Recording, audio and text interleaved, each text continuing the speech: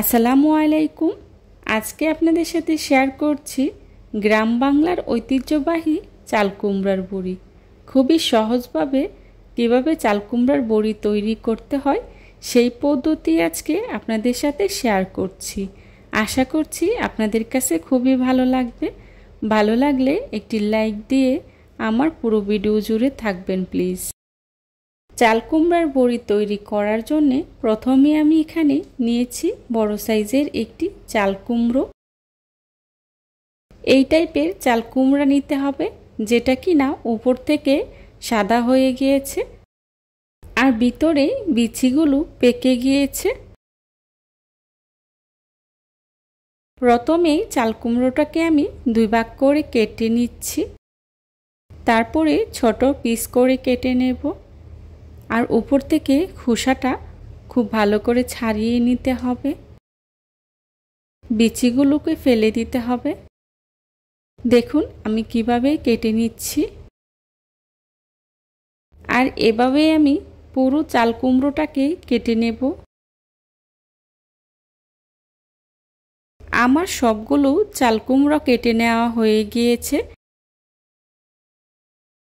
এবার চাল কুমড়োগুলোকে আমি বড় একটি পাত্রে নিয়ে পানিতে কিছুক্ষণ ভিজিয়ে রাখবো। এতে করে চাল কুমড়ার যে টক ভাবটা আছে সেটা থাকবে না।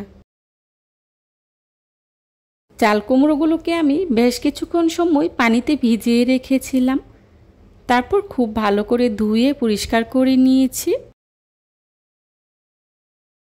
এখন চাল কুমড়োগুলোকে আমি একটি গ্রেটারের সাহায্যে গ্রেট করে নেব।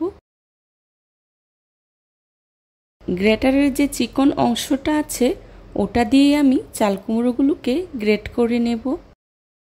আপনারা চাইলে ব্লেন্ডার দিয়েও ব্লেন্ড করে নিতে পারেন। এভাবে আমি সবগুলো চাল কুমড়ো গ্রেট করে নেব। দেখুন চাল কুমড়োগুলো কতটা মিহি হয়েছে।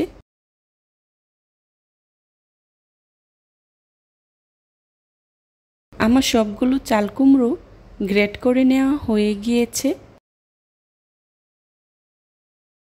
এখন খুব ভালো করে ধুয়ে নেব। তারপর একটি স্ট্রেনারের সাহায্যে পানিটা খুব ভালো করে ঝরিয়ে নেব।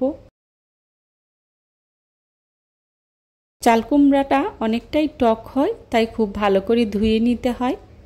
দেখুন আমি একটি স্ট্রেনারের সাহায্যে পানিটা খুব ভালো করে ঝরিয়ে নিয়েছি। এখন একটি পাতলা ওড়না নিয়েছি, এর মধ্যে দিয়ে দিচ্ছি আগে থেকে কুচি করে রাখা চাল কুমড়োগুলো।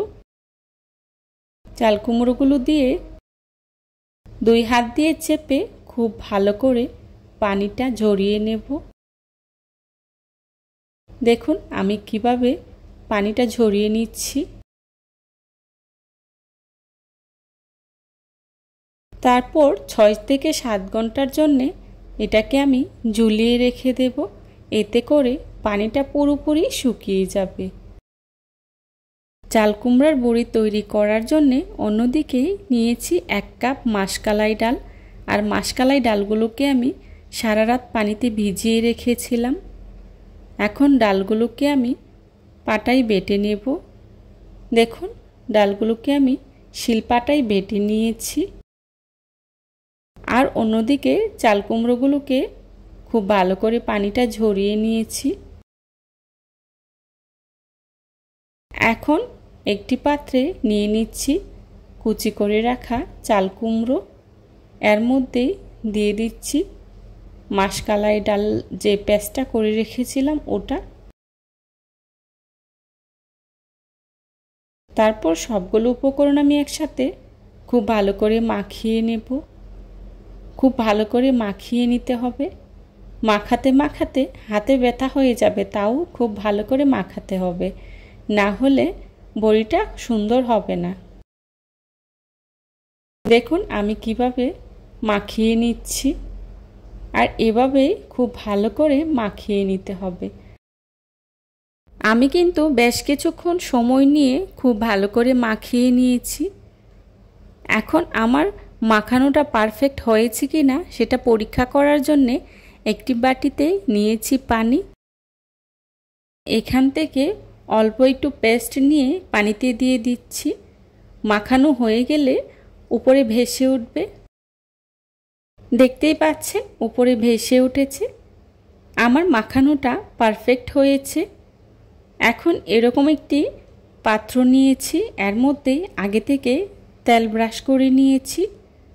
এখন এখান থেকে অল্প অল্প করে নিয়ে চাল কুমড়ার বড়ি তৈরি করে নিচ্ছি। দেখুন আমি কিভাবে তৈরি করে নিচ্ছি, দেখে বুঝে নিতে হবে। এখান থেকে অল্প অল্প করে নিয়ে তৈরি করে নিচ্ছি। এভাবে আমি সবগুলো তৈরি করে নেব। চাল কুমড়ার বড়ি তৈরি করা খুবই সহজ, অল্প উপকরণে খুব সহজে তৈরি করে নেওয়া যায়। দেখুন আমার সবগুলো তৈরি করে নেওয়া হয়ে গিয়েছে। এবার এগুলোকে আমি রোদে শুকিয়ে নেব। আমার রোদে শুকাতে 2 দিন সময় লেগেছে।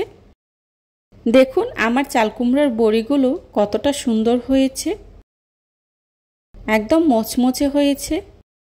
শুনলেই বুঝতে পারবেন কি পরিমাণে শুকিয়েছে।